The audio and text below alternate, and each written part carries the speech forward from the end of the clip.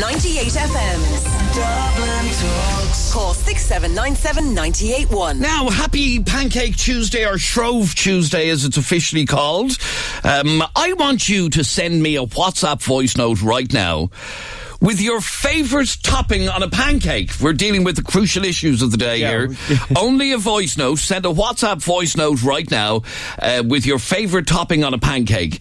The weirder, the better. Okay, so send it right now to 0877 98 98 98. 0877 98 98 98. Emma.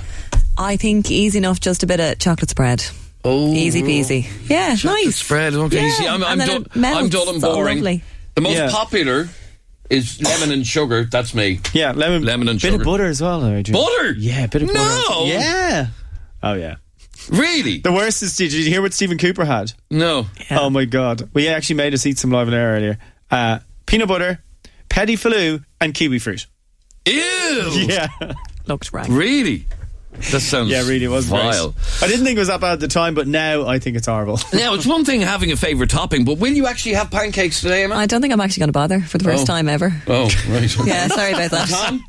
Yes, of course. Yeah, it's Pancake Tuesday. Yeah, no, I have all the gear ready to go. Yeah, we're ready to rock. My own recipe and thing I do and all. So yeah. Okay.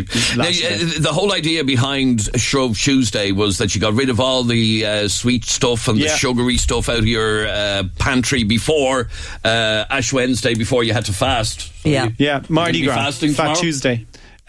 Tomorrow? Yeah. No, God. No. Well, I'm swimming. Right. We've got our Swim for a Mile charity thing with Off the Wall, so it's very important that you maintain calorie levels to perform in that, you know? All right, the best of luck. So chocolate spread and... Lemon, sugar and butter. And butter. No, the butter thing, I'm not having that at all. All right, lads, thanks very much indeed. Send us a WhatsApp voice note only right now to 0877 98 98 98. A WhatsApp voice note to 0877 98 98 98 and tell us your favourite topping on a pancake. Like I said, we will be dealing with much more important issues in a couple of minutes, but it is Pancake Tuesday and we all love it. So let's have a listen. This is Stacey with hers. So my first daughter had honey on hers, the second daughter had Nutella on hers, and my son had sugar and lemon, and I had nothing because I think they're disgusting. After all that, so you have to put all of these different toppings, Stacey, and then don't bother yourself. What is yours? Send me a WhatsApp voice note right now to 0877 98 98 98, like Craig just did. Brown sauce and strawberries on top of your pancakes. Unbelievable. Oh, Craig, did you hear what that man just said? Brown sauce, I mean, that's bad enough, and strawberries. Ew. The most popular topping, by the way, and Craig, just to let you know, the brown sauce is not on the top 20 list at all. The most popular, lemon. The second most popular, sugar. So I'm in there. Lemon and sugar, that's me. Nice and simple. No more complicated than that. Alex sent me this WhatsApp voice note. I'm Alex from Sweden, and I just like syrup on pancakes. It's that simple. All right, awesome. See you. Thank you, Alex. This is from Ken. It's got to be sugar and lemon all the way. Mind you, haven't said that. I was just reminded this morning. Strawberry jam. I must try that today. Okay, strawberry jam I can get. But brown sauce and strawberries, no. Keep them coming in. A WhatsApp voice note to 0877 98 98 98. 0877 98 98 98. Ruvimbo, I think it is, sent this. My favorite is avocado with a bit of sugar. Lovely. Avocado with a bit of sugar is lovely. Avocado and sugar. Interesting. Tony? Come on, lads. My favourite thing on pancakes is peanut butter and banana. Oh, it's absolutely heavenly. Peanut butter, banana. Can't wait to go home tonight now. It just shows you that we talk about serious issues on this programme, and we talk about trivial issues from time to time, and the lines are absolutely jammed with WhatsApps coming in with pancake toppings. Well, everybody has an opinion on it. Amy sent me this. Jam. Oh, just jam. I assume strawberry jam, Amy, I'd like to think. This person has no name. Brown sauce, banana and strawberries. Delight. What the hell?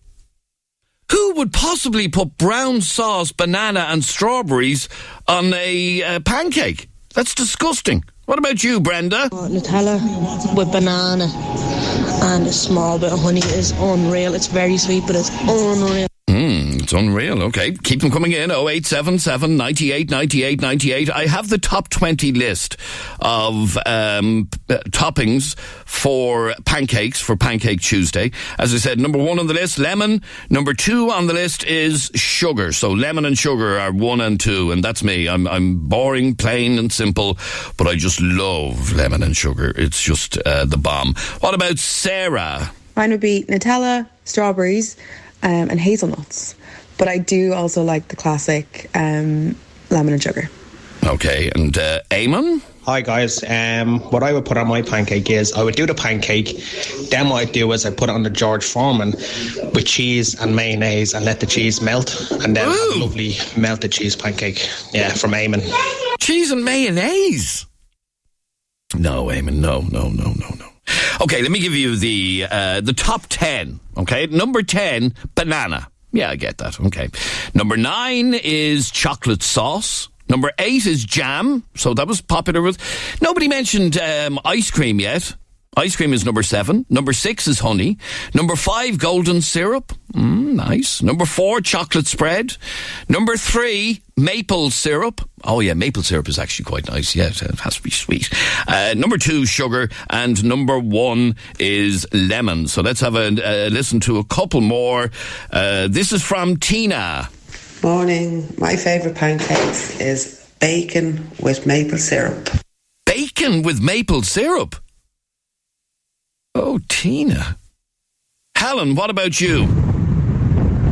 It has to be Nutella and marshmallows. Yeah, Nutella. Oh, and marshmallows. That's an interesting selection. Nutella, a very clever company, because they've tried to make Pancake Tuesday all about Nutella, where it used to be Jif Day, because Jif squeezable lemon, but now it's become a Nutella Day. Sinead sent us this. Morning, guys. I was actually making my pancakes at 6:45 this morning, and the eldest daughter had honey, lemon and sugar on hers. The youngest just had sugar and lemon because she cleared out the Nutella jar the day before, so she was fuming. There was no Nutella for her pancakes this morning. And I just had lemon and sugar, because I just think you can't beat the old classics. You if can't. It's not broken, don't fix it. Absolutely, Sinead. I agree with you. Here's another one. Peanut butter and maple syrup. Yummy. Peanut butter and maple. I'm going to try that today, actually. Adrian sent us The this. best pancakes are from the Chinese with crispy duck. Yeah, but it's not the same thing. It's not. No. That's when you're having your Chinese. But for Pancake Tuesday, it has to be a bit different. Gabrielle. Happy Pancake Tuesday, guys. My favourite topping for pancakes is sour cream and sugar with cinnamon. Yummy. And finally, this one from Helen. Another great one is just plain old American style maple syrup. From Helen. Bye. Well, it's actually, as I said, number 3 on the list, maple syrup. Number 2 is sugar, and number 1, the most popular topping, is lemon. So 1 and 2, the old-fashioned, plain and simple lemon and sugar. And I'm already looking forward to my pancakes when I get home. Are you listening, Mrs. at home? Pancakes, please. Thanks. Because I'm no good at making them, you see. She's very good at making them. I make a mess of them. Anyway, there you go. Pancake Tuesday. Enjoy your day. This is 98 FM's Dublin Talks. In a couple of minutes, I want to talk to you and get your opinions on this. It has been revealed, as you will know, that the likelihood of the coronavirus reaching Ireland is high. As you've heard, there's been a deadly outbreak in Italy. Certain villages are literally cut off because of the virus having broken out there. But a petition has been set up online, and I don't know if this is something we should seriously consider, but maybe it is. Here's what the petition says. Based on the events in Italy, where hundreds, if not thousands, got exposed to the new coronavirus during a mass event at an international fashion show, authorities were forced to quarantine the whole town of Mediolan. A dozen towns in northern Italy are in lockdown as authorities race to contain the biggest outbreak of coronavirus in Europe. In order to prevent a similar scenario in Ireland, I would like to ask everybody to sign a petition to the Irish government as well as the HSE to cancel a mass event coming up soon, St. Patrick's Day. Ooh. So basically, this particular petitioner is asking people to sign this particular petition, asking for the government to cancel St. Patrick's Day. Well, parades, obviously. You can't cancel the day itself, but parades and so on. Because she believes that it is obviously going to spread the virus. Now, the petition can be found at uplift.ie if you want to sign it. And we're asking, do you think we should cancel St. Patrick's Day? All the parades, all the mass gatherings. On average, about 500,000 people line the parade route here in Dublin. Okay, 500,000 people. That doesn't account for the hundreds of parades that are held the length and breadth of the country. 500,000 gather in Dublin every year for the St. Patrick's Day parade. And we want to ask whether or not you would support that petition. Would you sign that petition asking for the St. Patrick's Day parade to be scrapped this year because of fears of spreading the virus? Now, as I said, this is coming on the back of what has happened in Italy. And I want to go to Italy before we take your calls on that to talk to an Irish man called Vincent Healy. He's actually a Dublin man. He's originally from Baldoyle. And he's been living in Paderno d'Adda, just north of Milan, for 10 years. And he is in a zone where there has been an outbreak of the coronavirus. Himself and his wife and 2 children have been self-quarantined since last Saturday. And Vincent joins me on the line. Vincent, welcome to 98 FM. Let me start by asking you, a dub from Baldoyle, living in Italy. How did you end up in Italy? Good question. 2008 was a bit of a rough year in Dublin, and so I decided to do a TEFL, and my wife is Italian, so we came over to Italy. We did some travelling around the world as well, and we ended up back here. Now, you work in Milan, but at this moment in time, you're not going to work. No, I'm lucky that I can, if I need to, I can work from home. My wife's the same. Most of our work would be online. And the kids are off school for the next 2 weeks, probably minimum, and somebody has to mind them. So we're quite lucky. We're not getting much work done with 2 kids running around, but we're getting something done. So, nobody's going to Milan. Can avoid it. Out of the 30 people I work with in one office, only 5 are there, just a skeleton staff, just to keep the place running. Everybody else is working from home online. Okay, so you live just north of Milan. When did you start to realise there was an issue with the COVID-19 virus? Friday evening, and we heard about the first case. And it's not too far from us. It's quite close to us here. It's about a half an hour away, maybe 40 minutes, something like that. So we were doing shopping Saturday morning, and we just decided, you know what? Let's kind of pack up a little bit of extra stuff here, just in case this gets out of control, because it could get much worse. I've never heard of anywhere in the world having just one case. So we did a sensible thing. We decided to lock ourselves down before any of the government's plans came in. We did the right thing. So we've been kind of at home since Saturday, and we intend to be home until as long as it takes. Okay, so you're in one of the restricted zones, but not the most restricted zone, I understand. We're in the yellow zone, yeah, and there are cases popping up all around us, and very, very close to us. But we're not in the lockdown areas. There's a red zone, which is that same area south of Milan called Lodi. And there are 10 or 11 villages there that are in complete lockdown. And you can't go in, you can't go out, you can't move. And that's a military zone at the moment. So we're not in that zone yet. All the schools are still closed, and the universities are closed. There's no sports events allowed.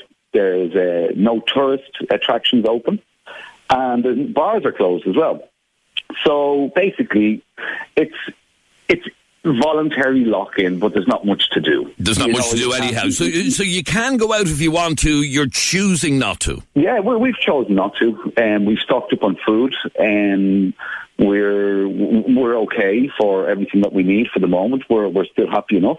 It's only been a few days now, to be honest. That's what I was about to say. It's only Tuesday. You've stayed indoors since last Saturday.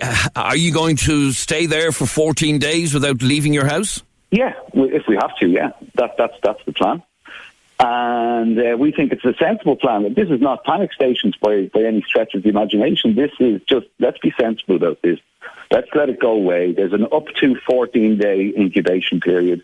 So between 2 and 14 days, we can sit it out for 2 weeks if we have to. If we don't want to contribute to a pandemic if something like that happens. We hope most people are doing the same thing, and it appears that they are. So have you spoken to neighbours? My neighbours, I'll be honest, I see one or two of the neighbours leaving the house every so often, but it's nothing compared to what it was. I guess some people, for whatever reasons, they have to leave the house to get something or do something or go somewhere.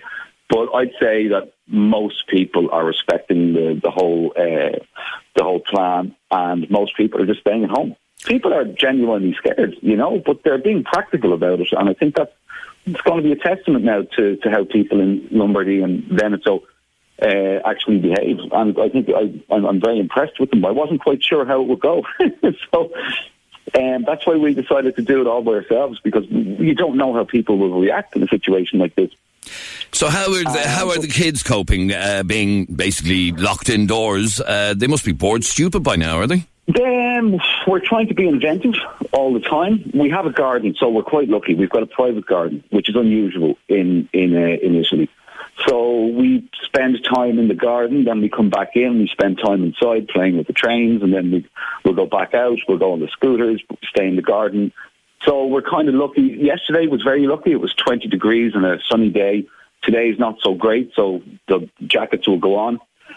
And we'll just play it by ear. We have to keep inventing all the time. Okay, but you are able to get out and get a bit of fresh air out in the back garden without coming in contact with other people. Absolutely, yeah. So we're really lucky in that sense, which is probably why it was easier for us to make that decision to stay inside, because we had something that most people don't usually have. Most people live in apartments. So they're going to get bored really soon. Italians are a very sociable bunch. They love to go out, to have coffees and have aperitivo and all of these things. And time will tell how long it takes for people to eventually say, I can't do this any longer.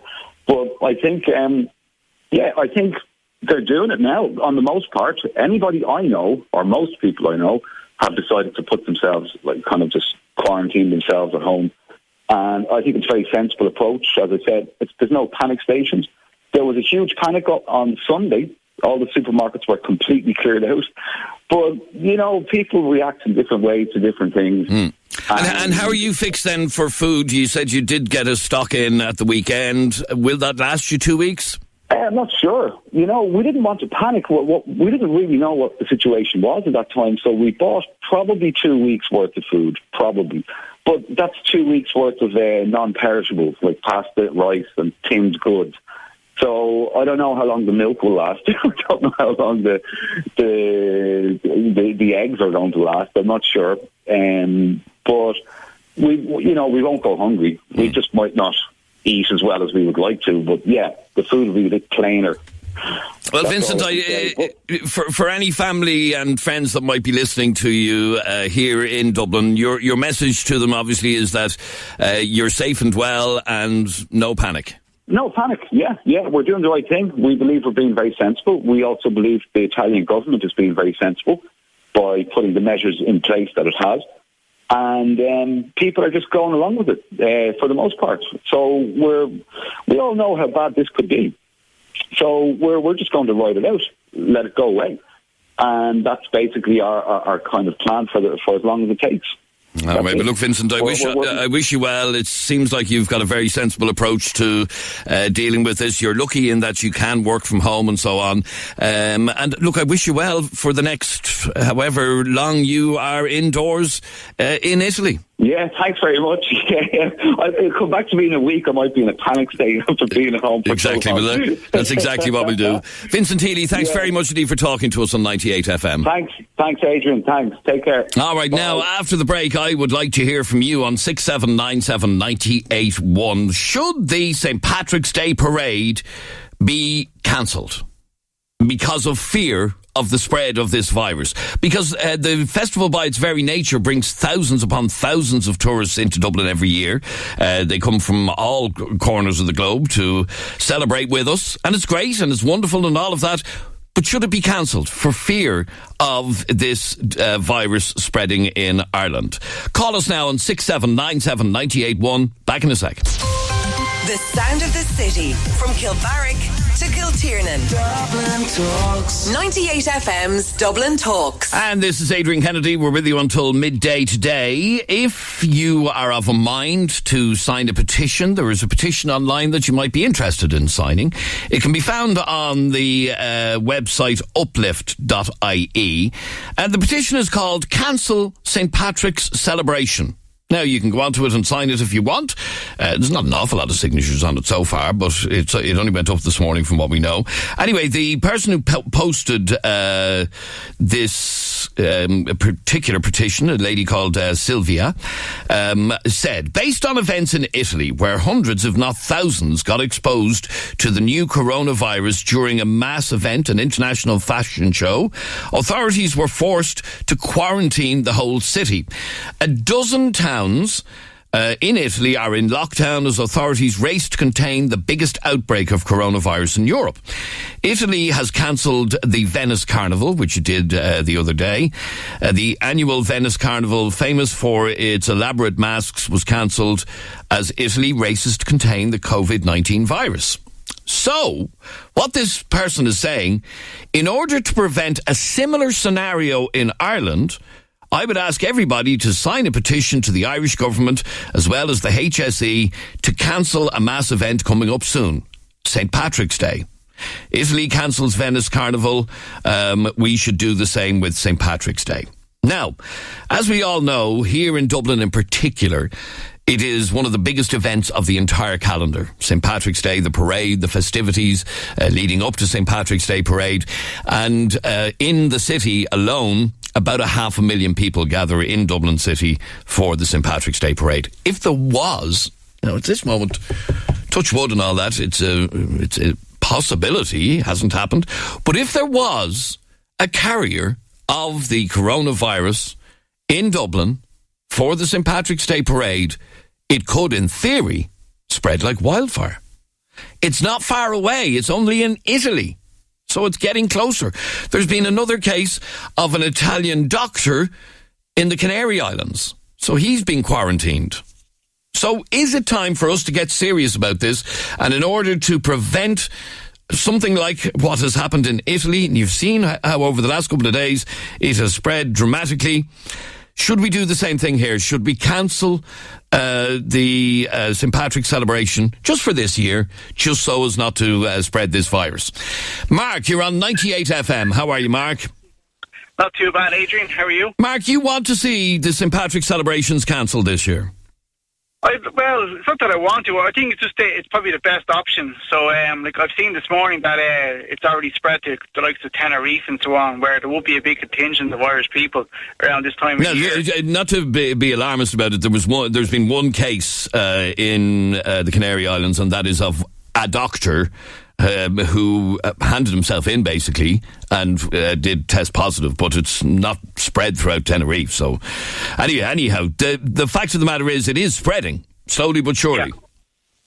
Yeah, like if it did move over here, like we just don't have the resources. We already have enough issues with the HSD and hospital beds as it is. Like I think one day out of the year is not going to hurt us where we kind of don't celebrate something, like So I don't see a big issue. Like, okay, now from what we understand about the spread of this particular virus in Italy, It spread as a result of a mass event, a big international fashion show, and out of that, one person obviously was there with it, and it has spread from that. The same thing, in theory, could happen in Dublin. Yeah, St. Patrick's Day is a massive for Ireland across the world. Like, we people from everywhere. Like, it originated in China. We get a lot of Chinese visitors every year, Italians, Americans, and so on. You just don't know where it's going to come from. Like, it was in Japan, there was a lot of Irish people on that boat as well that were quarantined. You just don't know where it's going to come from. So it's better to say, prevention is better than cures. We can prevent it getting here, the better. Like, because if we try and cure them, we could be months and months and months trying to get it sorted. Okay, so if we say the St. Patrick's festivities are cancelled for this year only, hopefully, that would at least help stop a mass gathering of people in Dublin and around the country, but primarily Dublin. Yeah, and look, I know people are going to say the economy is going to be hit and everything like that, but sure, like, it's only a small measure of what could happen, like, if it does spread across the country. Now, I'm not saying it will, but it's better to be safe than sorry, if that makes sense. And it is most likely to happen at a mass event, and all it takes is just one person. Exactly, yeah. So, you know, the Irish are always kind of jumping around, celebrating, shaking hands, hugging people when it comes to St. Patrick's Day. So it'll probably spread here more so, or probably spread here quicker than anywhere else, to be honest. All right, stay there for 1 second, Mark. 6797 981 is our telephone number. Text, WhatsApp, or send a WhatsApp voice note to 0877 98 98 98. There is another little issue on Saturday week, where Italy and Ireland are to play rugby as part of the Six Nations, obviously. And in theory, that could mean thousands of people travelling from Italy to support their team against Ireland in the Aviva Stadium. This person sent a WhatsApp voice note about that subject. If anything that should be cancelled there, Adrian, it should be the Italy match coming up now on Saturday. Now, it's a bit ridiculous having loads of Italian fans coming over here to Dublin now to spread that stuff. Okay, to spread that stuff. And let me see, Joanne also believes that it should be Hi cancelled. guys, yeah, I only said this exact same thing to my husband yesterday, that the parade definitely needs to be cancelled. It's like 500,000 people go to that every year from all different parts of the world. It's just too risky. Now, the virus probably will end up making its way here at some point, but we can, do what we can to keep it out. All right, Joanne, thank you very much indeed.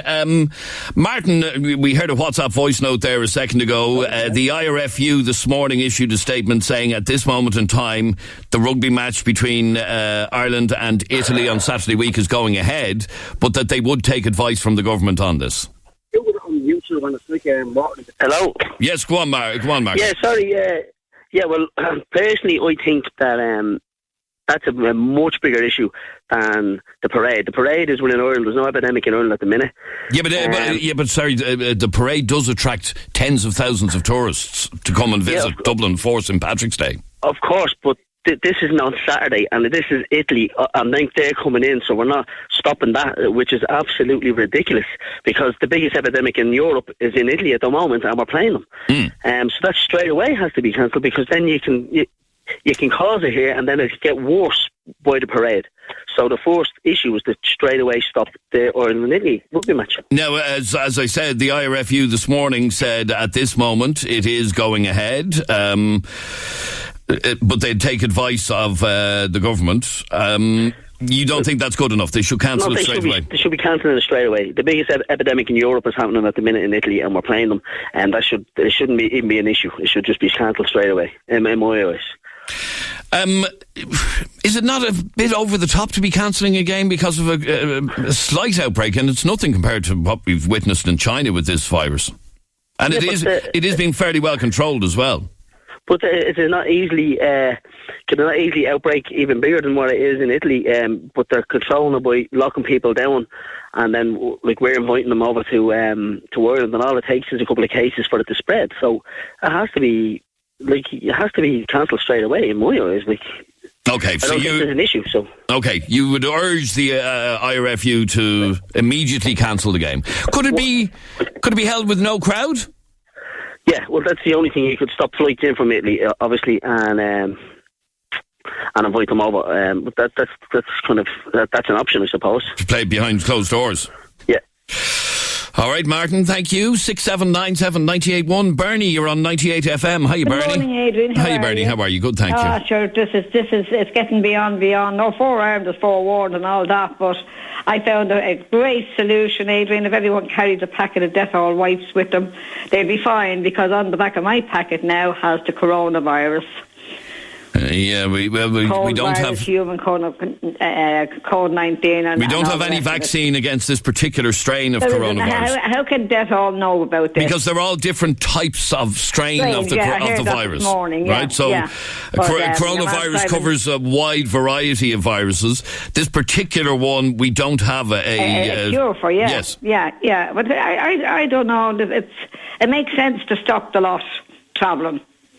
In one way, would you cancel the parade? Well, it needs do, Adrian. That's the way I see it, because there's an awful aging population, an older population in this country too, and to my mind, it seems to be the elderly that suffer the worst. It is, absolutely, yes. Yeah, so just for once, take one step back. What's the harm? All right. Just with regard to the rugby match, this is what the IRFU, the Irish Rugby Football Union, confirmed that they expect the scheduled Six Nations game against Italy to go ahead as planned on Saturday week. The coronavirus has spread to northern Italy with over 220 cases confirmed and 7 people dead. There have been wholesale cancellations of sporting events and travel restrictions in this particular area in northern Italy. And it includes the postponement of this weekend's Pro 14 game, which was due to take place on Saturday. And, at this moment they have said that it is going ahead. Should it be cancelled? Call me right now on 6797 981. This is a WhatsApp voice note from Laura. Adrian, I just heard your message about the Patrick's Day Parade. Yes, it should be cancelled. I didn't know that was the topic of conversation when I texted you there a few minutes ago, but it definitely should be cancelled. All right, thank you, Laura. Quick break, back in a sec. The sound of the city, from Firhouse to Finglas. Dublin Talks. 98 FM's Dublin Talks. Now, aware as they are that we're having this conversation today regarding the St. Patrick's Festival and the Italian rugby match, the St. Patrick's Festival have sent a statement in to us. It's very short and to the point, and here's what they say. St. Patrick's Festival is monitoring the situation regarding COVID-19 and will continue to do so. We follow the advice and direction of all relevant authorities in all matters of public safety. So that's not really saying anything. It's not saying whether they're considering it, consider cancelling it or not. They are monitoring the situation regarding COVID-19 and will continue to do so. So that is the very detailed statement from the St. Patrick's Festival. Literally one paragraph. Tony, you're on 98 FM. Hi, Tony. Good morning, how are you? I'm just, if every radio station took the points that you took, they'd be better off doing and speaking about it the way you are. First of all, we've stayed out of wars in NATO for all our time as Irish people, and now we're going to allow a war of germs come into the country, kill us all because of a Patrick's Day. No, it's not going to kill us all, firstly. No. Relax there. It's just a point I'm making. It'll kill a lot of elderly people because attacking that lady was right, and you're right to have a discussion.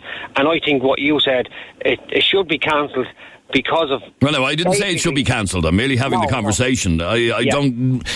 Your point of view is very valid to the radio listeners, as far as I'm concerned. Yes, I think it's a conversation we need to have, absolutely. Yeah. And the woman my question to you is, what's your opinion? Because you're a knowledgeable man on the radio every single day of the week. I am concerned that this virus has now reached Italy, it's reached Tenerife, all places that Irish people travel to, and Ireland being a place that people travel to from places like Italy. I totally agree with that. That's the answer. I am concerned. A common sense man. Yeah, I am concerned about the rugby match on Saturday week. I'm actually more concerned about the rugby match than I am about the St. Patrick's Day Parade. Again, the government officials should listen to you. You should phone them, tell them what your concerns are, because all your listeners listen to you for a reason. That's why I called. Oh, you're very kind. Thanks very much. I'm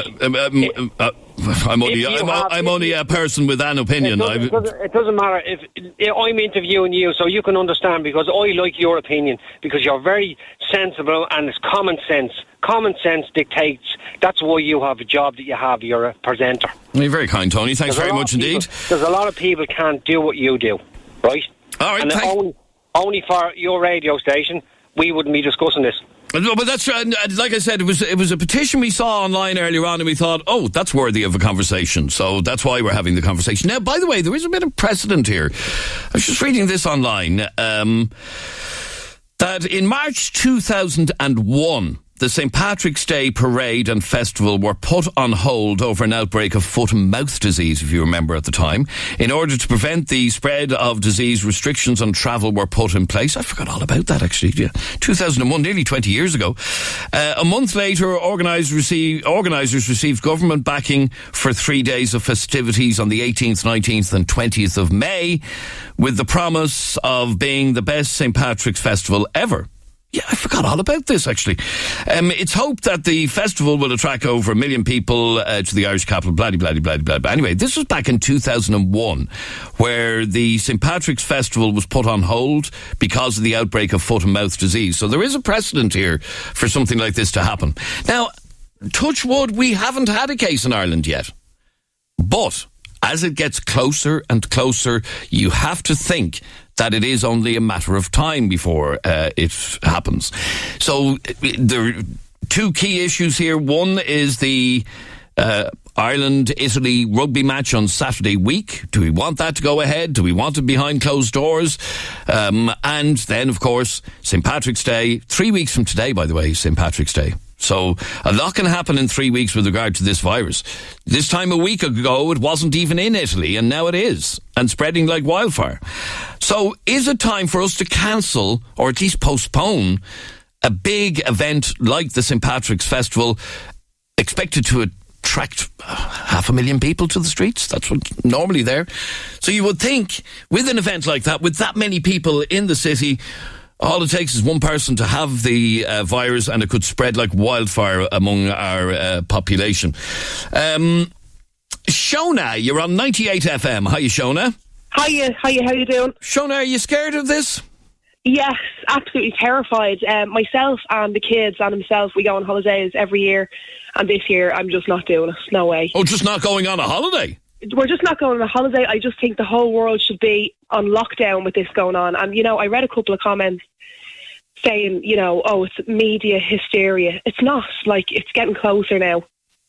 Well, I mean, I do think it's a conversation worth having. Absolutely. And is it media hysteria? I'm not trying to create hysteria. I'm merely mopping up people's opinions. But you're afraid of this to the point that you're not going to travel. No, absolutely not. And I'm kind of fearful saying to myself, you know, even in work, you know, the talk is starting to turn to, well, where are you going your summer holidays, things like that. And I'm saying, imagine if this, you know, if it doesn't kind of decrease the cases that are showing up, if it doesn't decrease from now to the summer, with everybody travelling on the summer holidays, it's just only a matter of time before it comes here. And the conversation we were having in our office earlier on was, what would happen if a city like Dublin was to go into lockdown? How would we cope? I don't think we would cope. How would I do our show every day? That was the conversation we were having this morning.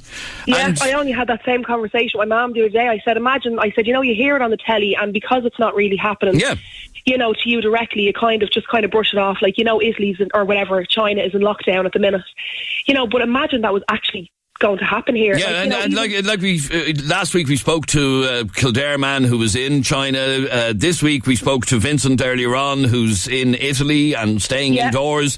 I just wonder, how would we cope here in this city if we were told not to leave our front doors? Absolutely. And apart from even people thinking, like, what would I do for the bread and milk? Like, people need medication. Like, I have asthma, so imagine if that, you know, I've had it all my life. If that virus was to come here and I was to catch it, would I even stand a chance?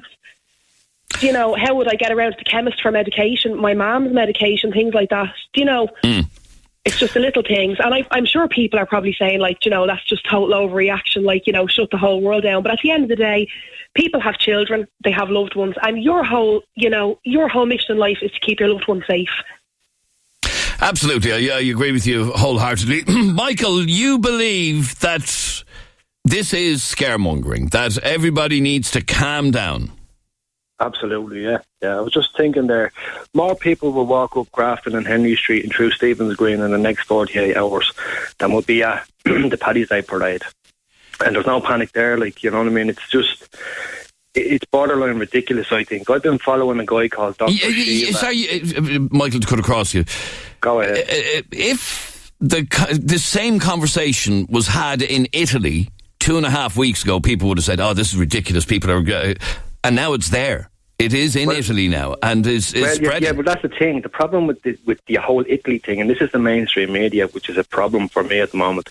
I've been following the guy who invented email. His name is Dr. Shiva. He's a biologist, and he's very interested. If people want to check him out, very intelligent guy. He's from India, but he grew up in New Jersey in America. Very interesting guy. Very knowledgeable on this subject, and he's pointing out a few inconsistencies with this. He was saying that the place in Wuhan where it all started, this place was having massive protests and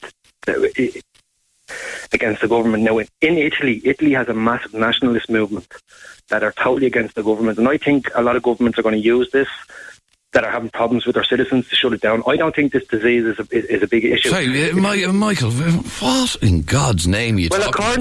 According to the biologist, right, this disease has a 2% fatality, right? Correct. SARS had a 10% fatality, and MERS had a 30% fatality, right? And it's just gross overreaction. Where's the bodies?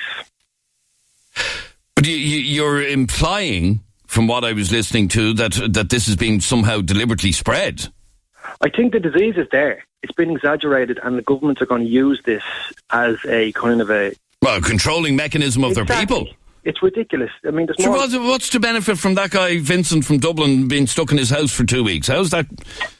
I don't see what's to be gained.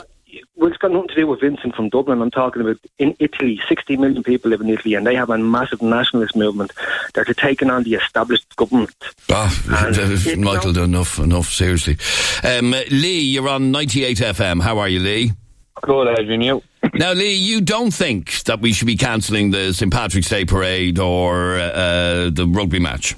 No, not at all. Why not? I think we should be taking precautions in regards of our airports, our docklands, where people are entering the country, and checking people's temperatures the way they do in China. You know, take them measures. Why stop people coming in? Like, for what that's going to cost? Should we have that back after the rugby game for the amount of money that... No, I know we're talking about a major loss of income into the city with both the match and St. Patrick's Day parade. It could be a huge financial hit for Dublin, but it could also be a huge financial hit for Dublin if this virus were to arrive and spread.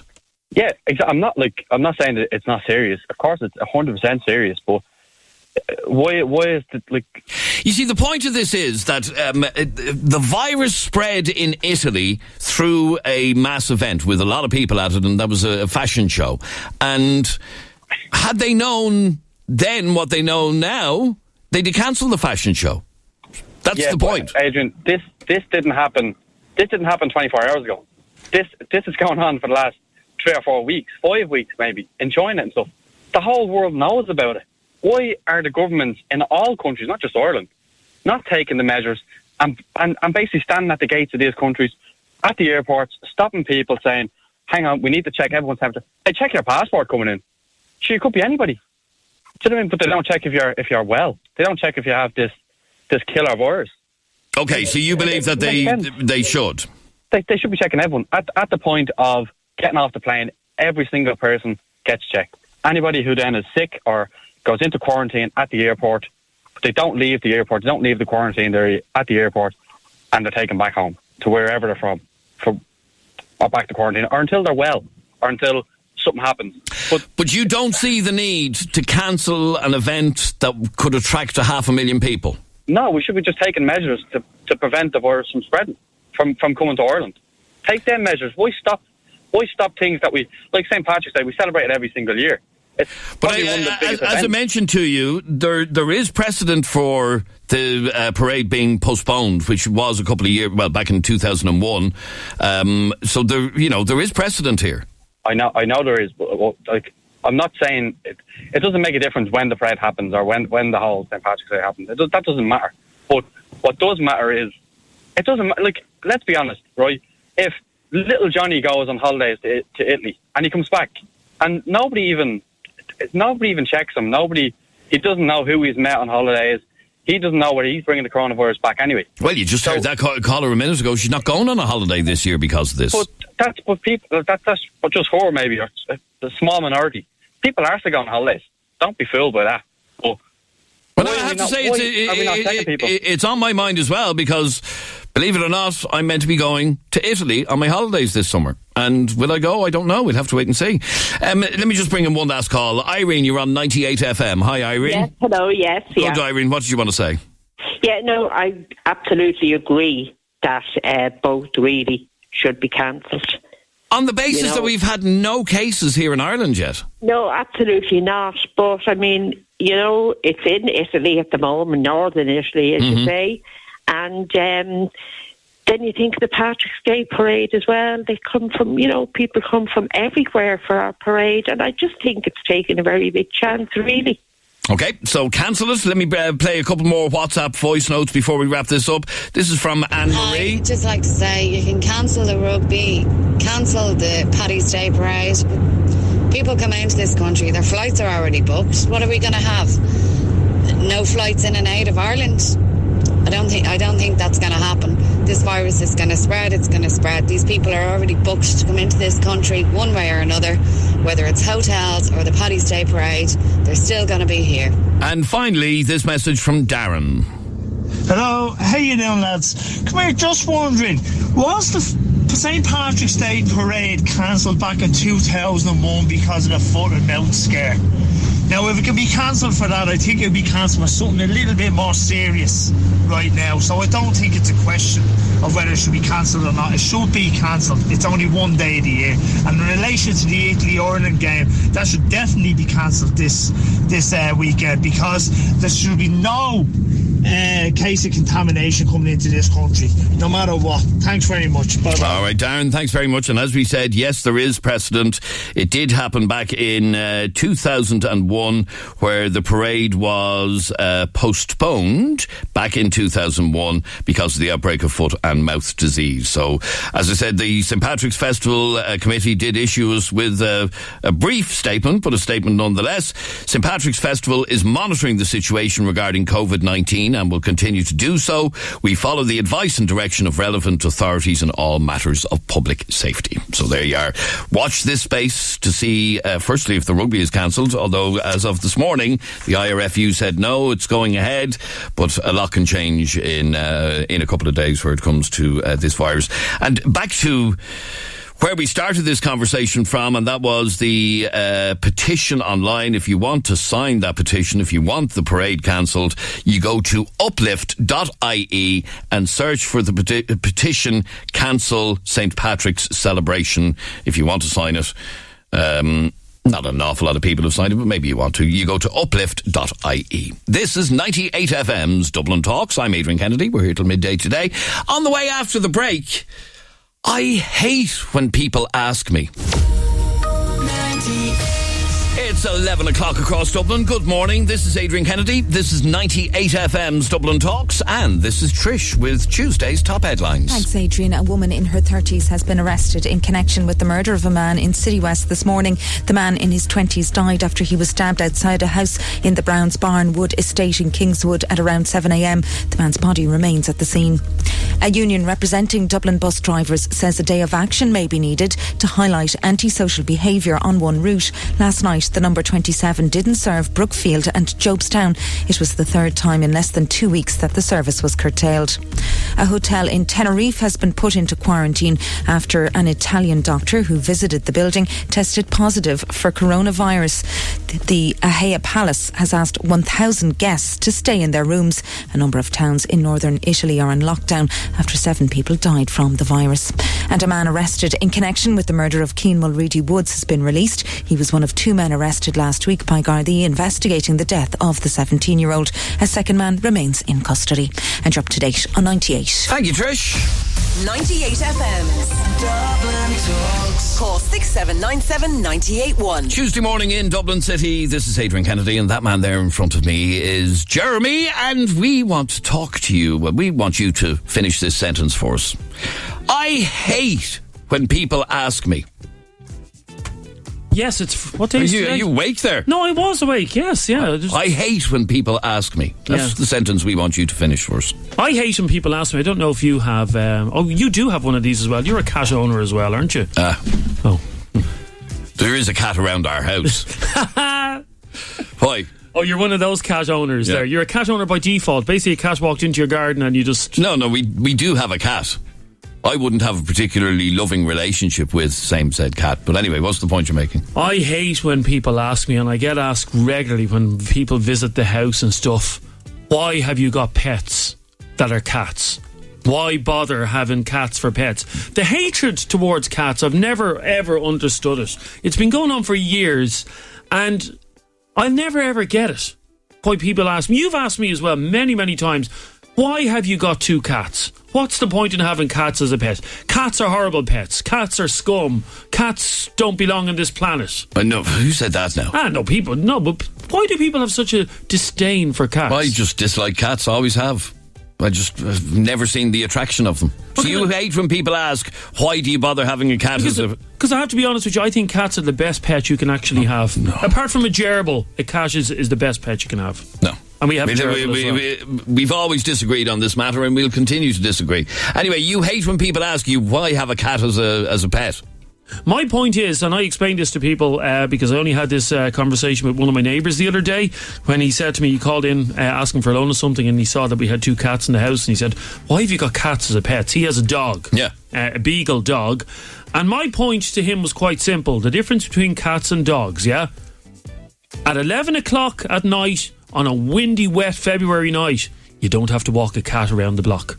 My neighbour just be out in the piddlings of rain, freezing cold. That's one of the joys of having a dog. Well, having to get out of your house at 11 o'clock? Not absolutely. Oh, no. Damien, this is pertaining to our previous conversation. I flew in from Tenerife last night late. Already today I've had about 12 people asking me, which I don't like, have you got the coronavirus? Oh, so he hates when people ask him, have you got the coronavirus, because he's just back from Tenerife. Hello, Jenny? Yeah, hi. Oh, sorry. there you are. I hate when people ask me, are my twin girls twins? No, my twin babies twins. Are they identical? No, they're far from identical. One is blonde with blue eyes and one is brown with brown hair and brown eyes. Oh, really? So they couldn't be any more different? Oh, no, they're complete opposites. And so who asks you this? Who asks you? Complete strangers in the shops will just come up to me and go, oh, are they twins? Well, probably because they're the same size and stuff, are they? Yeah, I know, they're the exact same size. Like, they were born a couple of minutes apart. But you just have complete strangers to you 5 and 6 times a day in the shops will just randomly walk up to you and go, oh, are they twins? It's like, no, I didn't realise I had two of them with me. So, in other words, mind your own bloody business. Exactly. I'm fed up. They're a year and a half old now, so I've had a year and a half of every day in the shops being stopped by random people just coming up and asking what the story is with them. That's hilarious. I have to ask you a question because you have twins, yeah? Yep. Yeah. Do you dress them in the same clothes? Oh, God, no. I think that it's like the kids from The Shining. You know that kid, the Shining movie? Where it's too tacky for my liking. It's not only tacky, it's just like, it's weird, isn't it, when you see two twins dressed the same? Yeah, now, in fairness, people will buy them presents of the same clothes, but I'll use one set of clothes for one of them one day and one set of clothes for another one the other day, but I'd never dress them in the same day. It happens a little bit more often with identical twins. I used to know identical twins when I was younger, when I was a kid, and they always dressed the same. Always. Yeah, no, I couldn't be entertained. It's just, it doesn't look right. Yeah. You know? All like right, a neighbour Jenny. of mine buys them stuff all the time, and they always have the same stuff, but they'll never wear it on the same day. So. Yeah, we were on holidays last year, and my son got chatting to two girls who were twins as well, identical twins from Bristol in England, and every day Their hair was done the same way. They had the exact same swimming clothes on, the exact same clothes that evening, the exact same dresses. And honestly, it looked like something out of a horror movie. It was it was terrifying. It was hardly terrifying. So. All right, Jenny, thanks very much indeed. Keep your calls coming in, 6797 981. You can text, WhatsApp, or send a WhatsApp voice note to 0877 98 98 98. And we want you to finish the sentence. I hate when people ask me. Now, here's one from a regular listener to the show. His name is Niall O'Loughlin, and he's a caricature artist. Do you know Niall? Yep. Who draws, basically his job is he draws caricatures of people. And he says, I hate when people ask me, is this your real job? Myself and Adrian all can relate to this because I get so many people asking me when they ask me what I do for a living. I say, I work on the radio. No, but what's your real job? What's your actual job? I'm a presenter on the radio. No, but that's not a real job. Yeah. People assume that radio wasn't a real job. Yeah, it's not really. They'd be right. Yeah. I hate when people ask me, are you sick? When I happen not to be wearing makeup. So this is somebody who's used to wearing makeup, obviously wears makeup quite a lot, yeah? But on the odd occasion that she doesn't wear makeup, she gets asked, are you sick? Are you not well? Is everything okay? Did you not say that to a girl we worked with a couple of weeks ago? No. Who came in with no makeup on? No. Are you not well? I think you did, actually. Oh, did I? Oh, and somebody wants to pull you up, Adrian. 2 twins are actually 4 kids. Yeah, you're the one who said 2 twins, not me. Did I say 2 twins? Yeah, not me. You said it. Okay. 2 twins is 4 kids. Leanne, you're on 98 FM. Hi, Leanne. How are you? Leanne, I hate when people ask me. Do we have no heating? Oh, when they come around. We have 6 kids, so people always say, do we have no heating? And I always just say to them, no, we just love a good riot. That normally shuts them up then. And do you actually answer that? Yeah, we do, yeah. What better way to show people? A lot of people think that they're being funny when they hit you with that one. Do you not have heat? Do you not have a telly? Are you bored? No, I just love sex. Shuts them right up. They don't know what to say after it. That's hilarious. That's the way to deal with that as well. That's right. Aren't people so, just like that last lady with the twins, aren't people so bloody nosy? Oh, God, yeah. Like, mind your own business. I have 6 kids, so what? I think the big families are coming back now, and anyway. I think more and more people are having 3, 4, 5, 6 kids now, so it's not as bad. Like I've heard of a lot more people in the last couple of years that have bigger families. We've one regular listener who has 8 kids. No, I don't know if it'd be up for having 8, but yeah, I agree. There are a few more bigger families. But can I say to you, and I know you enjoy sex, and that's great. She didn't say whether she does. She just said that's her answer. I know. Okay. Yeah, that's just been my answer 9 times out of 10. No, but I'm saying you can actually do the do without doing the do. Oh, I think we're the most fertile people in Ireland. Listen, I've been on everything and still got caught. So, you know, if you want to run a GoFundMe page and we get the old Willie the Snip, so I'm about to pull the shears out. I am now at this stage. I know, will he not get the snip yet, or what's happening? Oh, but you know what? He's just a wimp. I think we need to shame him into it. You need the snip on. Yeah, like the snip is only, what is it, 150 quid? There's something to do with the money aspect, I'm sure. No, he's just a wimp. Like, my last baby was £11 too. Oh, my God. You know, so when he was born with a tooth, he was a big heifer. He's one of the biggest babies in the rotunda. And he still won't get the snip? And he still won't get the snip. Like, I walked on both sides of the Liffey for weeks after that. You think he'd get the snip? No. I have a mental image in my head now. Jesus. Good luck, Leanne. We'll have to get that man on the show. We'll have to shame him into it. Shame him into it. Yeah. Well, you know, Leanne, it's something that I'm thinking of at the moment as well. So, all joking aside, it is something I'm thinking. So maybe the two of us will go together. Yeah, there you what go. A plan, yeah. Great plan. All right, Leanne, thanks very much indeed. Thank you. Make a note beside Leanne's name there, Katie, if you will. Husband needs a vasectomy. Urgently. Well, no, he doesn't need one. She needs him to get one. Yeah, well, absolutely. No man will put... £11 2 ounces. Yeah, but that doesn't mean anything to the man. Diane, you're on 98 FM. How are you, Diane? Hello. Diane, I hate when people ask me... Sorry, I can't hear a word you're saying, Diane. Say that again. Hello? Can you hear me? Just about.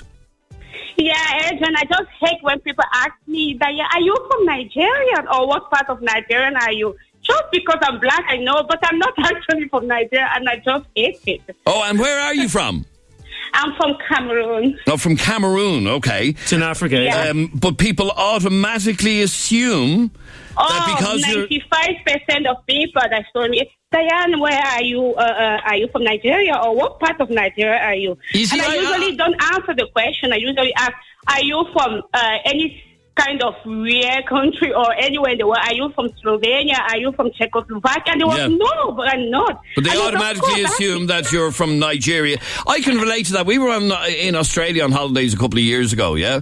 And about 5 or 6 people asked me on that holiday, what part of England are you from? And I got really agitated by it when they asked, no, I'm not from England at all. So I know, it's a very silly question, like. I know, you see, Irish people, a lot of Irish people think when they automatically see a black person, they have to be from Nigeria. I know there's a lot of Nigerian in Ireland, but it doesn't just assume that just because you're black, you're from Nigeria. Like, I find it very ignorant. Now, I have to say, Cameroon is next door to Nigeria. They're literally beside each other. Kind of depends on part of country where you are. Like, Cameroon is mostly Central Africa. Adrian, have you ever been to Cameroon? No, I've never been to Cameroon, no. You better be.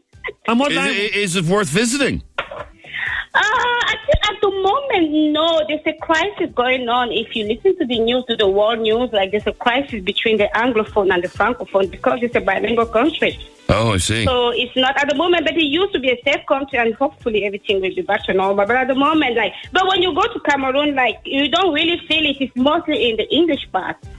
Because it's okay, so anyway, I hate when people ask me what part of Nigeria I'm from because I'm not actually from Nigeria at all. Thank you, Diane. Here, by the way, the population of Cameroon, I'm just looking it up, Yep. 25 million.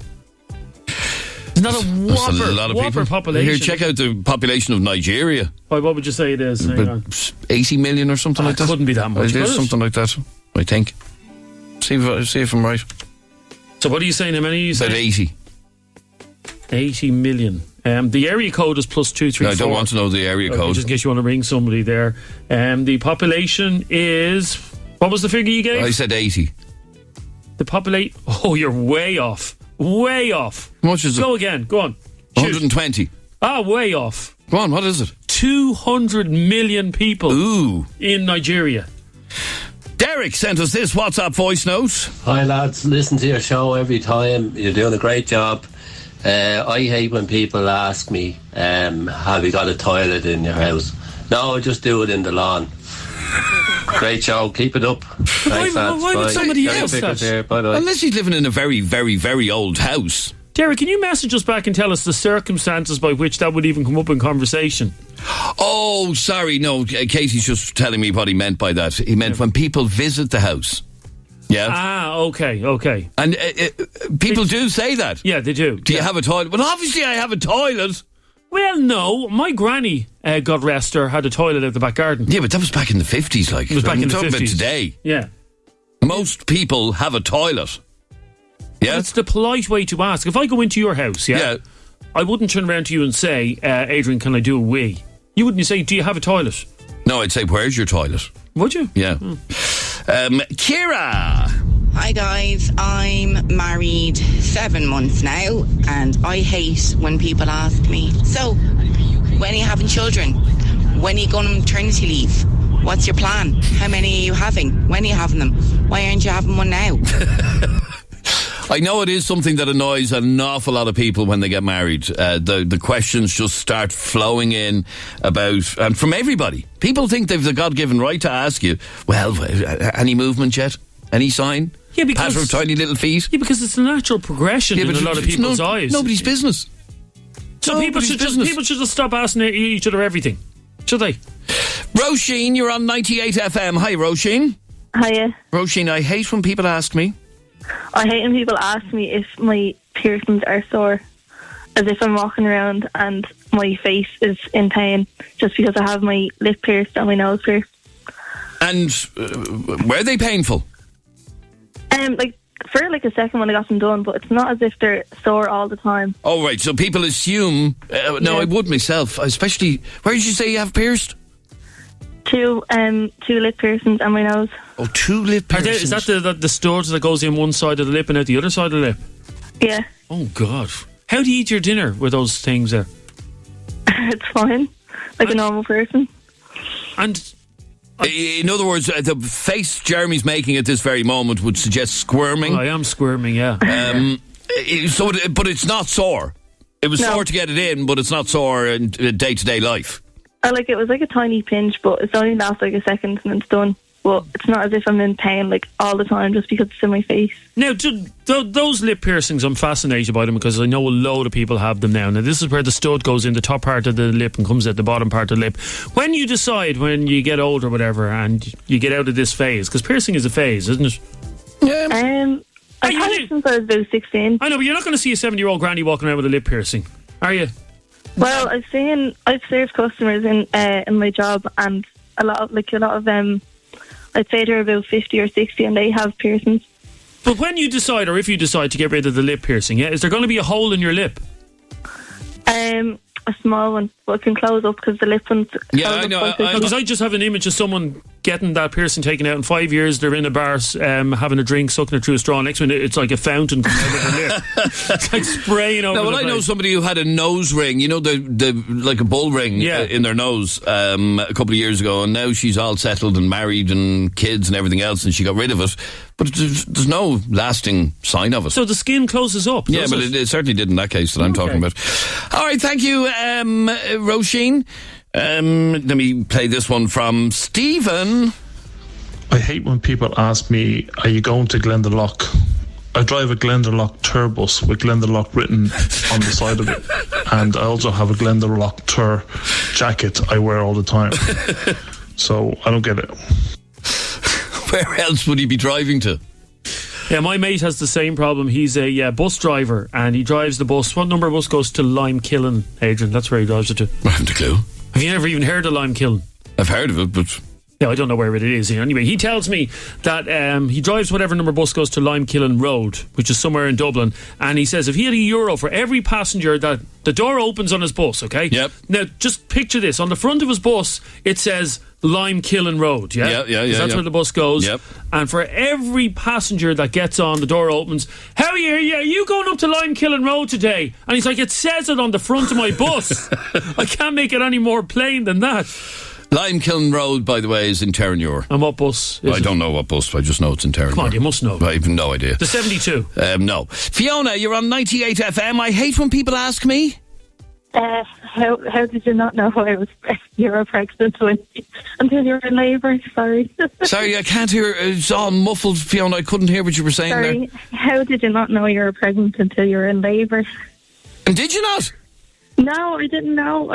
We were travelling the world and we were in Thailand for 2 months and then we went to Australia and we'd been parasailing and when I dropped on my legs instead of my bum and I thought my back was broken, but they took me to A&E and they did a pregnancy test, came back negative, and then put me up to X-ray, and then the X-ray technician was like, oh God, and I thought my back was broken, but they laid me down and they said, you've got a baby in there.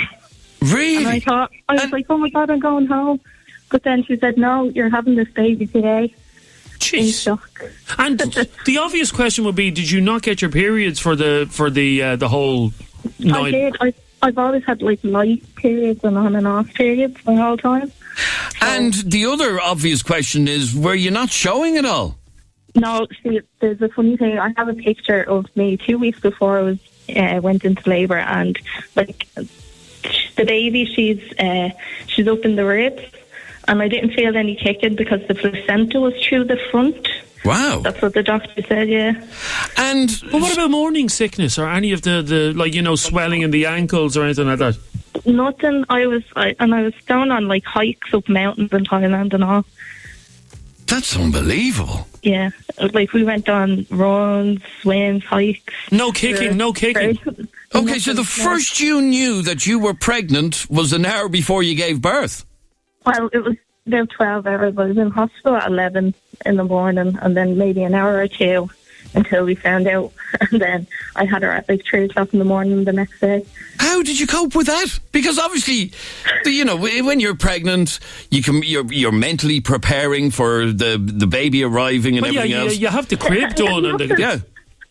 I had absolutely nothing, but my auntie was living in Perth and we were staying with her, and she ran out to Kmart and got everything for us. And all that is unbelievable. And what weight was the baby? She was 3 kg. Okay, so she was a small baby, which would have accounted for the fact that you didn't have a huge bum. Yeah. And did you think the little bum that you had was like a food baby? I was like, I must be getting fat. I had like so many Burger Kings. Yeah, you know when you eat a burger, you have a food baby. You know you have that little bump and it's kicking. Have you never had partner, the whole way we were going to Australia, he was like, you need to get healthy and stuff. We're both putting on a bit of weight, so when we get to Australia, we're going to live this healthy life. Come here, how did he react to you having a baby, to going into hospital and having a baby? I think he didn't realise, like, it didn't set in for a good week. Oh, I can imagine. That's unbelievable. Like, it was crazy, like, but we had this little baby that we had to take care of, so went into parent mode. Well, now often I agree with our callers that I hate when people ask me, but on this occasion, it's a reasonable question for people to ask you. I hate when people ask it to me, because if I hadn't known, like, I wouldn't be in the situation. Yeah, of course. You know? How did you not know? How would you not know? Like, all right, Fiona, that's a fascinating story. Let's. How old's the baby now? She's 2.5 years old. She's 2.5 years. Yeah. Well, I'll tell you what I'll do, Fiona. Just because you're a 2.5-year-old, go to the cinema. Have a night out in the cinema at IMC Cinemas, courtesy of us. All right? Oh, brilliant. Thanks. Go to see Sonic with the kid. Yeah. Sonic is on the cinema. I'll bring her to Greece. All right. Best of luck, Fiona. That's a great story. Thanks very much indeed. And one final WhatsApp voice note from Jenny. I hate when people ask me when I walk my dog, is it a girl? He's actually a boy. He's just too cute to be a boy. Jenny from Swords. Okay, thank you very much indeed, Jenny. And sorry, Adrian, it's amazing. It's amazing there's a bus anoraks that listen to this show, isn't it? Do you know the people that are into buses? Oh, people are into buses? Well, I mean, I'm into trains. What are you into? What floats your boat? Well, not buses anyway. Planes? Maybe planes, What mode of transport do you get most turned on by? We live near the airport and I love driving past the airport and seeing the planes. Okay, well, I was mentioning about my bus driver mate who drives to Limekiln Road every day in his bus, and we didn't know what bus. And the amount of texts that have come in from people telling us that it's the 15A. I'm getting really angry about it. How do you not know the 15A goes to Limekiln Road? How did you not know that, Adrian? Well, I know now. How did you not know? Thank you very much indeed. This is 98 FM's Dublin Talks. I'm Adrian Kennedy. We're here until midday today. Now, it's interesting, that call that we had there just a second ago, not knowing that she was pregnant right up until 12 hours before she actually had the baby, because it leads us very nicely into the next conversation that we want to have. And it's a very sensitive issue to deal with after a male listener who just wants to be known as Gary has reached out to us looking for advice and help. And it's all to do with being in a relationship with someone who can't give you what you want. In this case, it's children. Gary is in a relationship with a woman whom he says he loves, but unfortunately, due to medical reasons, is unable to have children.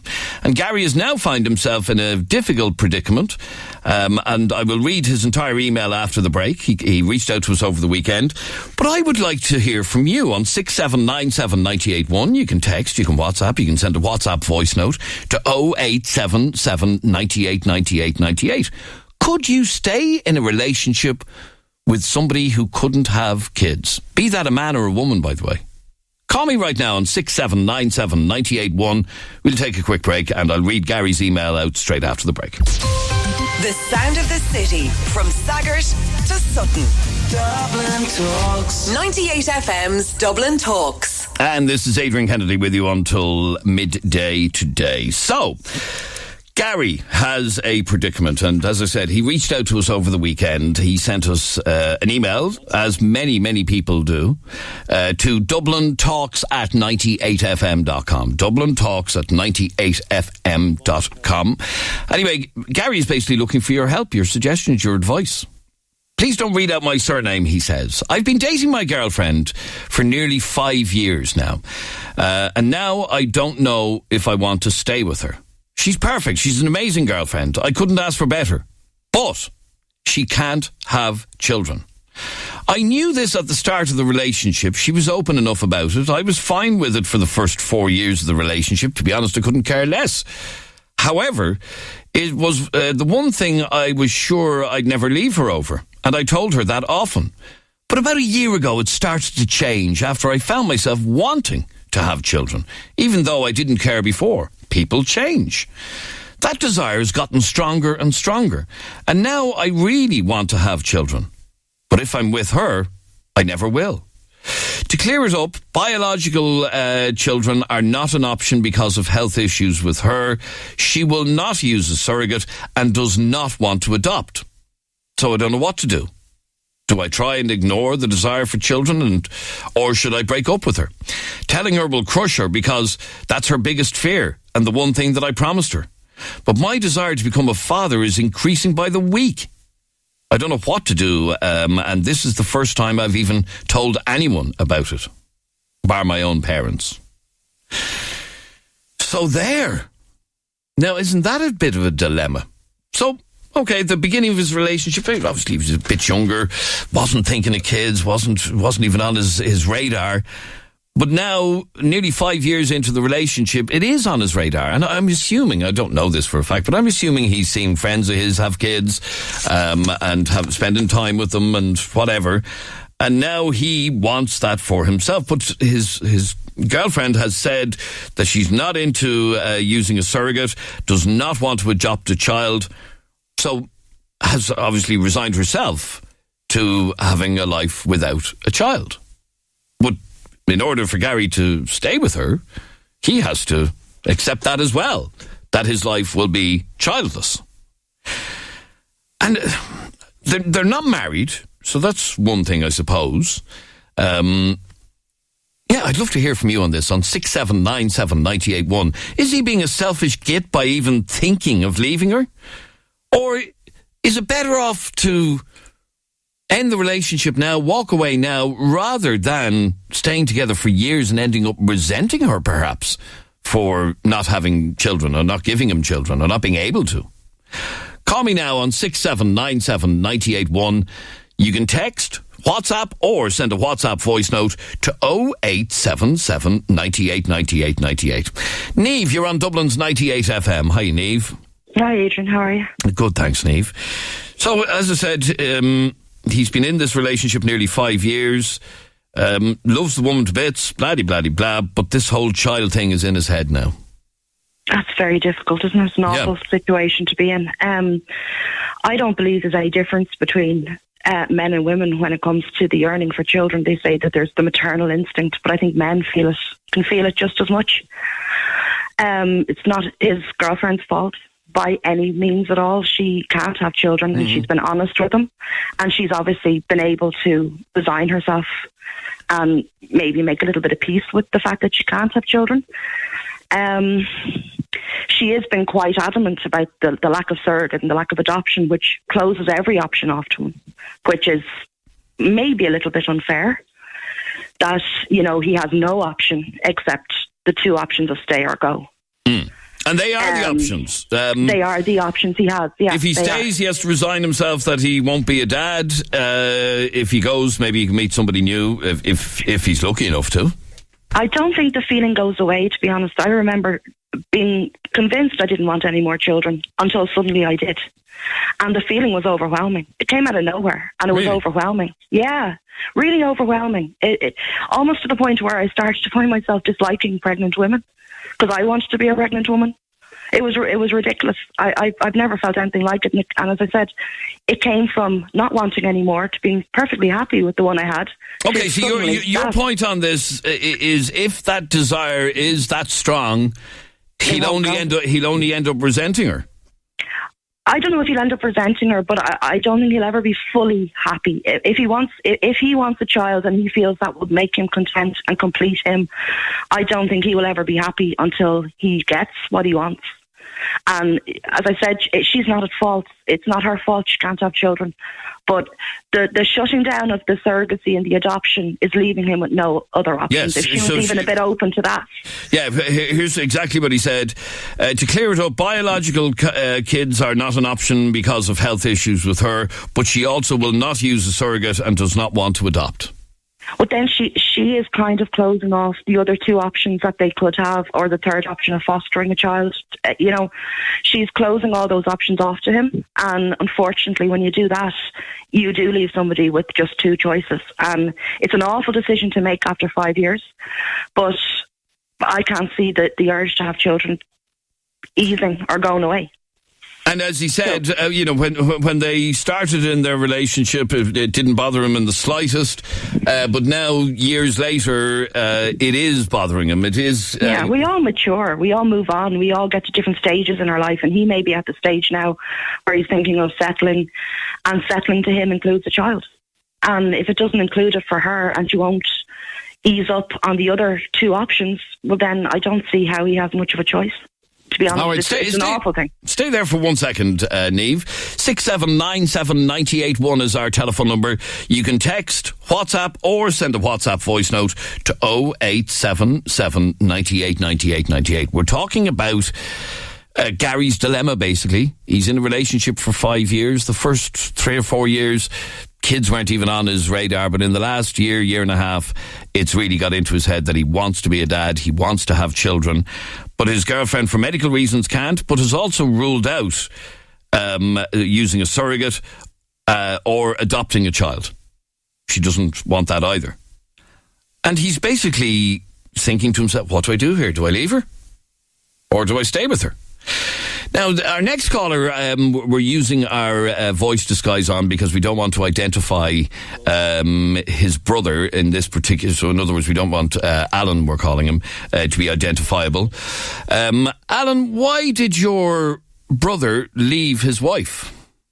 How you doing, Adrian? Good, thanks. It was basically... he'd always wanted children. And he was in a long-term relationship. And it was very clear from the start that even though they could have, she didn't. It was set down in stone. And yeah, I think he fooled himself thinking that, well, if we get married, she'll change her mind, and she didn't.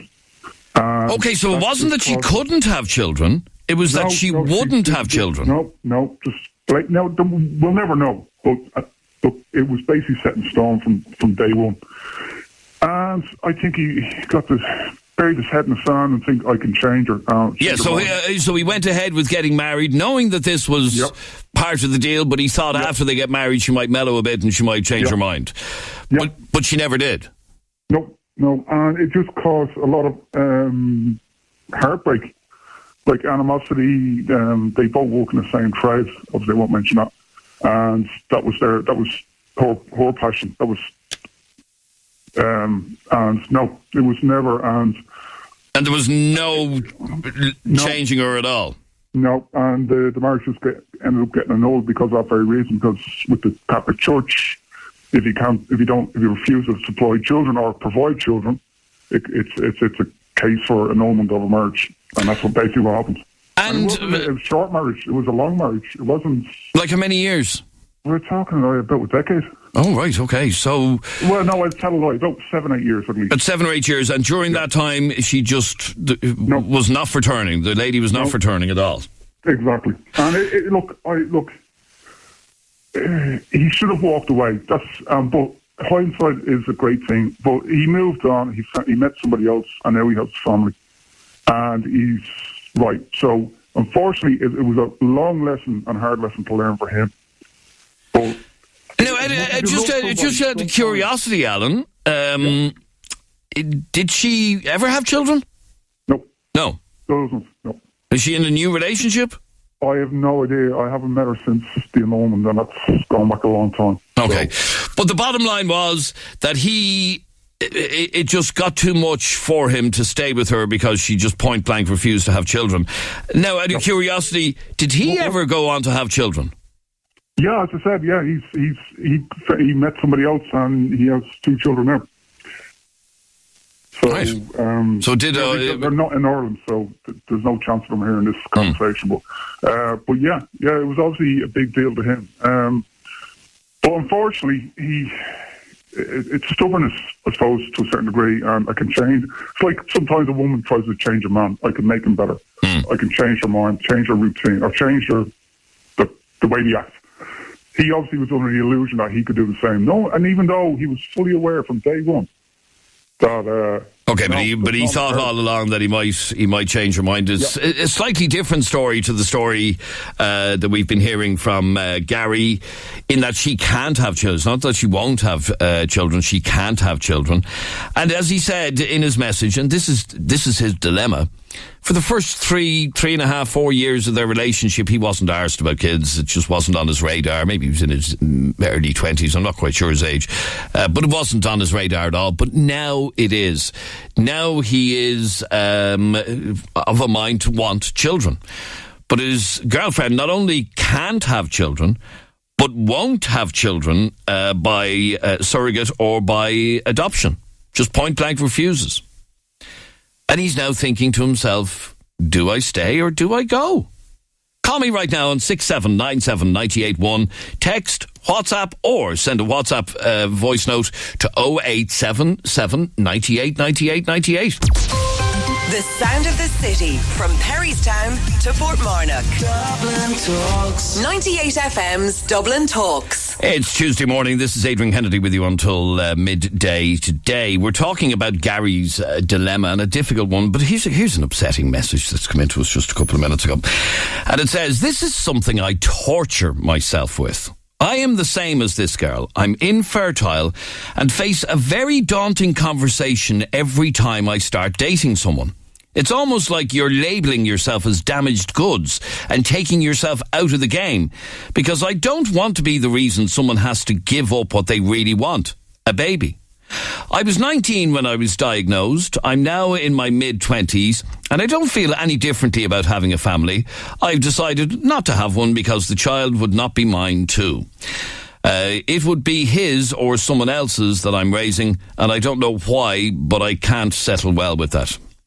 My last boyfriend broke up with me because we couldn't have a baby together, and I can do nothing but commend him for the decision he made, because children are what he really, really wants from life.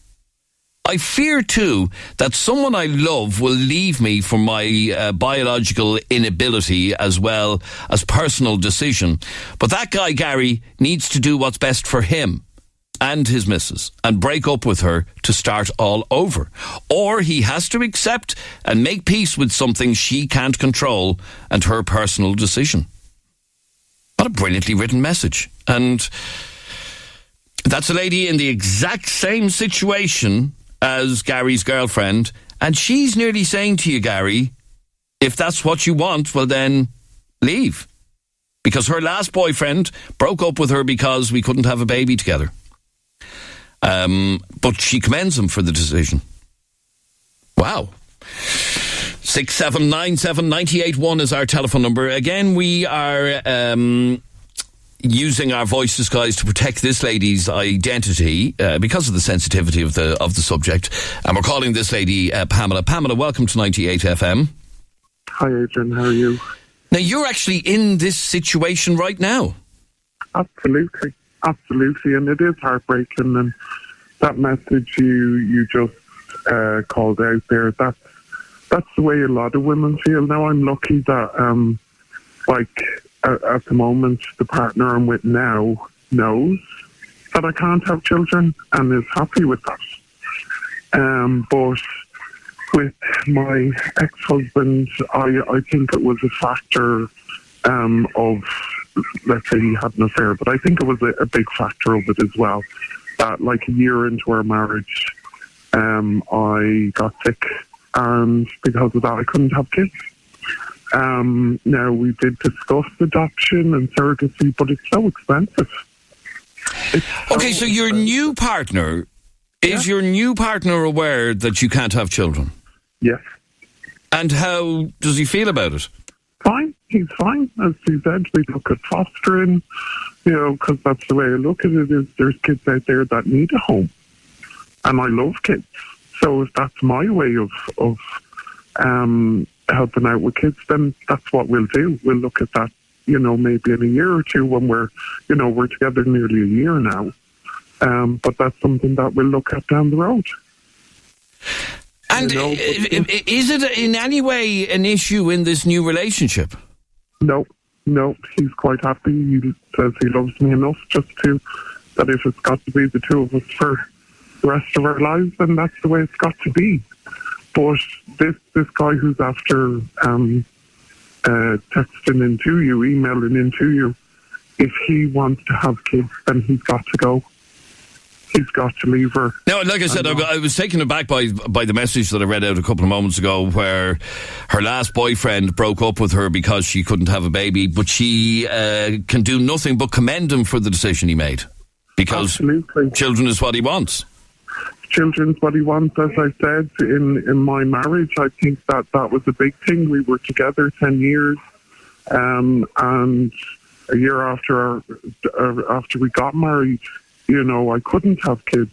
And I think that was a massive factor. And looking at it now, I would have preferred him to say it back then than, be married 7 years and then for him to do it then.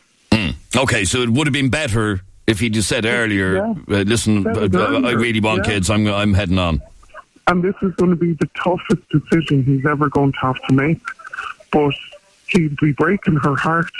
But better to do it now than years down the line when she doesn't have, when she's getting that bit older to try and find a partner. Do you understand? So it's like, just do it now. Just do it to her now. Break her heart now rather than how many years down the line. All right, Pamela, thank you very much indeed. 6797981 is our telephone number. If you've just joined us, we're talking about a message we got from a guy called Gary. He's with his girlfriend nearly 5 years. Loves her to bits and all of that. She's amazing, he says in his message. But for the first few years of their relationship, kids weren't even on his radar, wasn't in his headspace at all. But now it is. And she can't have them for biological reasons. But she's also ruled out the use of a surrogate, and also doesn't want to adopt. So now he's faced with a dilemma that his head is telling him he wants kids, his heart is telling him he wants kids, and she firstly can't have children biologically, but has also ruled out a surrogate or adoption. Now, you heard that message I read out a moment ago from somebody saying that she admires her boyfriend almost for breaking up with her because kids is what he wants. Anne, you're on 98 FM. Hi, Anne. Hi, good morning, gentlemen. How are you? Good, thanks, Anne. That message getting that girl, she was an utter lady. It was a lovely that she put it towards for her boyfriend to go away if that's what he wanted. The message that I read out a couple of minutes ago. Yeah, absolutely. Absolutely, I loved it. He crying listening to it. It was really, really nice. I think that chap Gary should walk away now. I don't mean in a huff. Call it a day now, because when you're only going out with somebody, you're not taking the children. You're trying to impress each other and be all really nice. Yeah, and I did mention the fact that they're not married, which is something, I suppose. So that's the honeymoon stage, or you're trying to impress and the whole lot. And now his maternal instinct is very strong. He's probably looking at a lot of friends, have children now, and he feels he'd like children. And it's just, don't waste each other's time. Call it a day. But it seems so hurtful. I mean, he said she's amazing. He couldn't ask for better. He loves her to bits. Yeah, but it's like a friend of mine now. She has passed away since. I mean, she was diagnosed with MS 10 years ago. She was engaged to be married.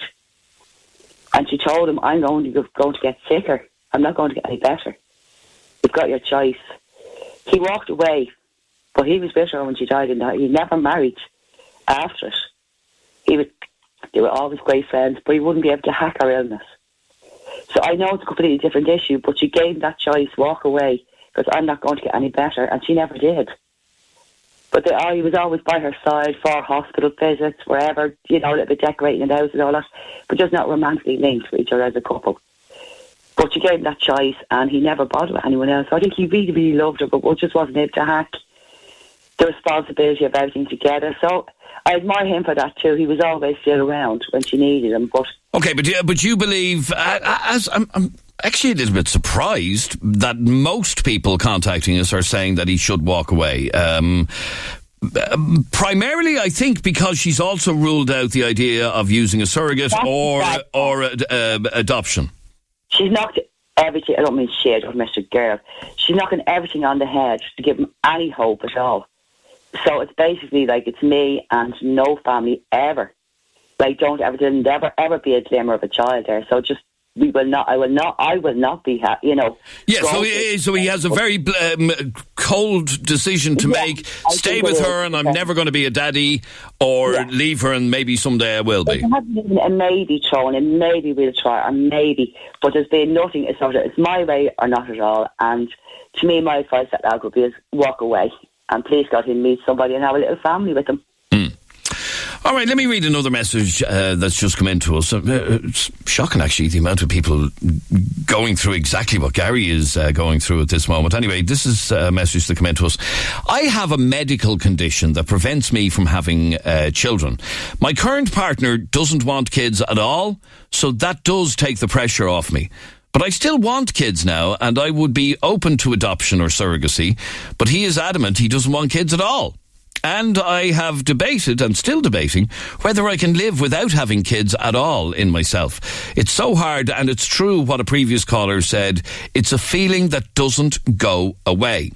I think Gary should have the conversation with his partner again and lay it out for her and say he really wants kids, even through adoption or surrogacy.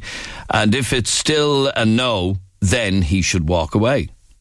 But here's a lady who can't have biological children, and she's with a guy who doesn't want kids anyhow, so that's grand. But she actually does want kids. She wants to adopt or perhaps surrogacy. That's a even more complicated dilemma. Dana, you're on 98 FM. Hi, Dana. Hiya. Now, Dana, what did you want to say on this? I have no desire to ever have children. I've babysat since I was young. Looked after kids. I have a godson. My friend is having a baby, and I'll be auntie to that baby. I love kids. Don't get me wrong. I love babies. I love toddlers, kids, anything. Doesn't matter. But I have no desire to have my own. Well, firstly, let me ask you, what age are you? I'm 23. You're 23. I've been told I've decided I didn't want kids when I was about 15, 16. And then when I was about 20, I was diagnosed with polycystic ovaries. And they said it would basically be very hard or impossible to ever have children. And I was like, that's fine with me. It doesn't really matter. I have no kind of desire to have kids. When I was dating, I made it very clear to prospective partners that I have no desire for children. Oh, so you lay this on the line from the get-go? Yeah, there's no point in trying to change my mind. I've no desire.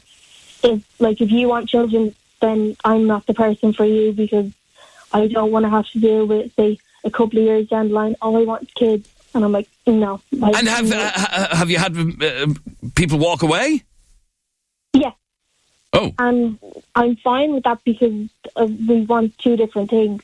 Now, I know this is... We did a piece on our show earlier on called I Hate When People Ask Me, and I'm sure people have said to you, as you'll come around, you'll grow out of it, you'll change. Do you ever think you will? No. No? You just have no desire to have children? No. My boyfriend doesn't want kids either, and I'm like, that's grand with me.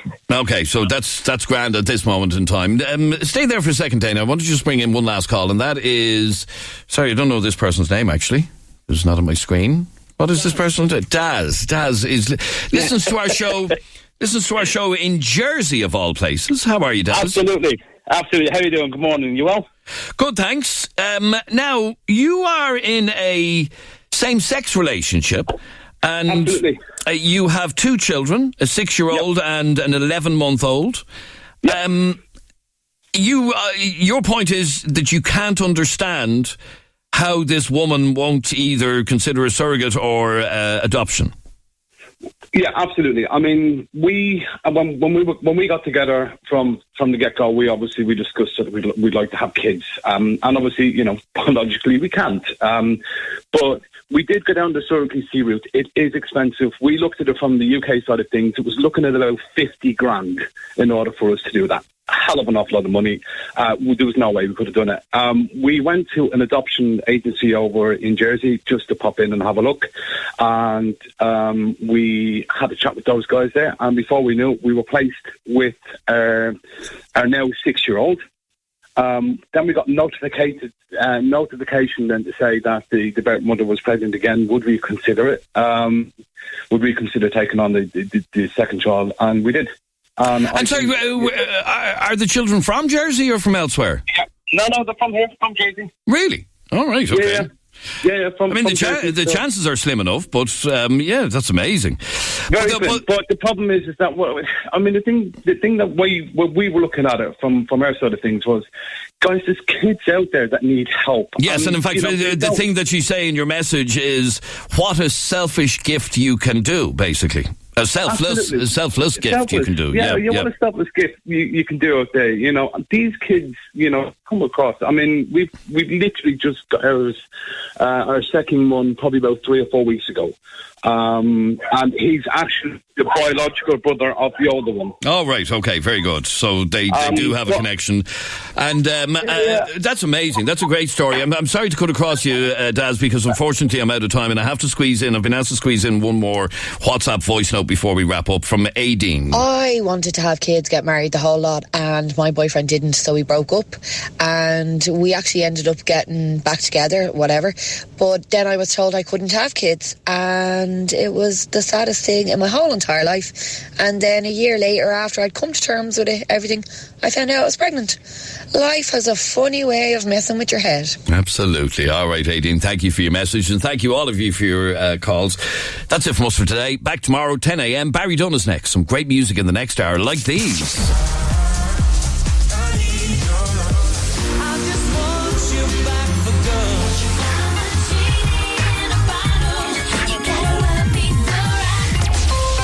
The sound of the city, from Sallynoggin to Swords. Dublin Talks. 98 FM's Dublin Talk.